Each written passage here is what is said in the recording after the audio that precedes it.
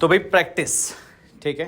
ये सबको मालूम है कि फिजिक्स में अगर बढ़िया नंबर लाने हैं, और बढ़िया नंबर का मतलब होता है बच्चा सोचता है कि 150 के ऊपर कम से कम, ठीक है। अब किसी का टारगेट 160 होता है, किसी का 170 होता है, और पेपर ऐसा बनाता है एनटीए, ठीक है। आप सब लोगों को वो चाहता है कि आप डॉक्टर बने, है ना, और वो चाहता है कि आप 180 में से 180 ला सकें। फिजिक्स में तो एटलीस्ट पेपर इस तरह का बनता है।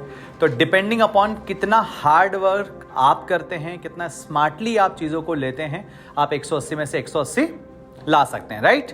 लेकिन अब परेशानी यहाँ आ रही है कि डेली क्लासेस हम करते चले जाएं, ठीक है, डेली हम डाउट्स भी पूछते चले जाएं, डेली हम डीपीपी करते चले जाएं, लेकिन 7 मई को वो 3 घंटे 20 मिनट अगर हमें हमारा मैक्सिमम आउटपुट लेकर आना है, तो देखो इनपुट हमारा 100% होना चाहिए। किसी भी एग्जामिनेशन में अगर तुम्हें बेहतर रैंक लानी है, ठीक है, तो हम ये नहीं कर सकते कि चलो ठीक है मेरे को सारे कॉन्सेप्ट आते हैं, उसी दिन एग्जामिनेशन हॉल में बैठकर देखेंगे, जो सवाल सामने आएगा कर देंगे। ऐसा नहीं हो सकता ना। आप में से कितने लोगों ने फर्स्ट टाइम एक्सपीरियंस किया हुआ है, राइट? कितने लोगों जिन्होंने नीट एक्सपीरियंस किया हुआ है पहले? Raise your hands. गुड, ठीक है। अब इतने लोगों ने पहले एक्सपीरियंस किया। जब तुम घर आए थे एग्जाम देकर, तब ऐसा नहीं लगा था अरे ये तो मैं कर सकता था, ये तो मैं कर सकती थी, राइट? लगभग हर सवाल में। तो जो पेपर है 720 का, उसको 3 घंटे में करने की बजाय अगर तुम्हें 10 घंटे 12 घंटे का समय दिया जाए, तो तुम सभी लोग 360 बायो में, 180 फिजिक्स में और 180 केमिस्ट्री में, कुल मिलाकर 720 में से 720 ला सकते हो। गिरी से गिरी हालत में 700 प्लस तो ले ही आओगे। लेकिन मार्जिन कितना चाहिए समय का? 10 घंटे आराम से सोच कर सके। पहले फार्मूला गलत लगाएं, फिर बोले अरे नहीं नहीं यार ये ऐसे नहीं, ऐसे करना चाहिए था, राइट? तब जाकर हो जाएगा, बिल्कुल। लेकिन सोचो कि उसी 3 घंटे में ऐसा काम किया जाए कि 680 प्लस 700 प्लस आ जाए, तो जो चाहते हैं वो अचीव हो गया। जिस मेडिकल कॉलेज के सपने देखते हैं वहां पहुंच जाएंगे। अब ऐसा कैसे होगा?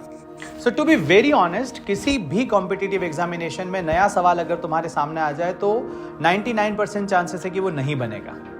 सवाल जाना पहचाना होना चाहिए। नंबर भले ही अलग हो चलेगा, लेकिन कॉन्सेप्ट कैसे होने चाहिए? जाने पहचाने। जाने पहचाने से मतलब उस तरह का हर सवाल तुम्हारा सॉल्व किया होना चाहिए।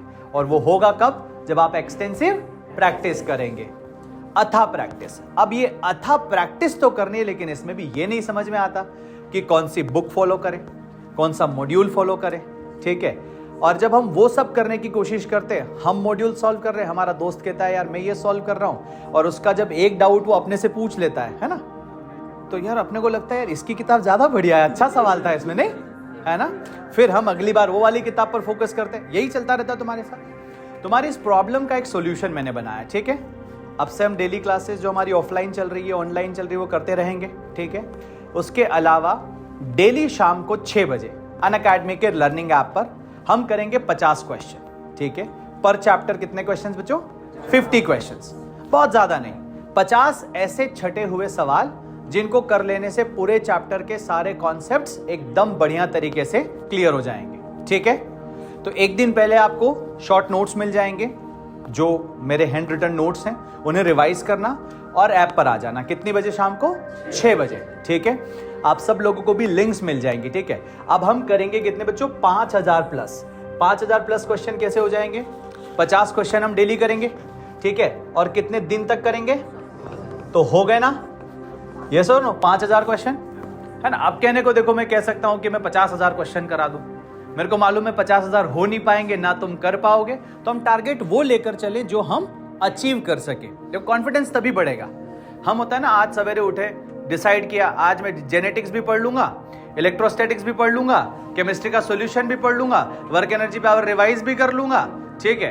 अब एक ही हुआ जेनेटिक्स आधा, इलेक्ट्रो उठाया ही नहीं, वर्क एनर्जी पावर पता ही नहीं क्या होता है। फिर शाम को लगा कि अरे यार ये तो चक्कर पड़ गया, है ना। फिर वो डिमोटिवेट होते हैं, फिर सोचते जब हुआ ही नहीं तो पढ़ के क्या ही कर लेंगे, बंद करो, कल डिसाइड करेंगे, ऐसे, राइट। तो हमें टारगेट ऐसा रखना है जो हम अचीव कर सकें, राइट। और जब हम टारगेट अचीव करते चले जाएंगे तो हमारा कॉन्फिडेंस बढ़ेगा। कॉम्पिटिटिव एग्जामिनेशन में हमें कॉन्फिडेंस बहुत बचाकर चलना है। हमारा समय बचेगा तभी जब हम हमारा कॉन्फिडेंस बचा पाएंगे। और ये जो प्रैक्टिस सेशन है, एक्सटेंसिव प्रैक्टिस सेशन, ठीक है, बेहतर क्वेश्चन की प्रैक्टिस, ठीक है, एफिशिएंट क्वेश्चंस की प्रैक्टिस इफेक्टिव रिजल्ट बना सकती है, राइट? तो प्रयास करने पड़ेंगे।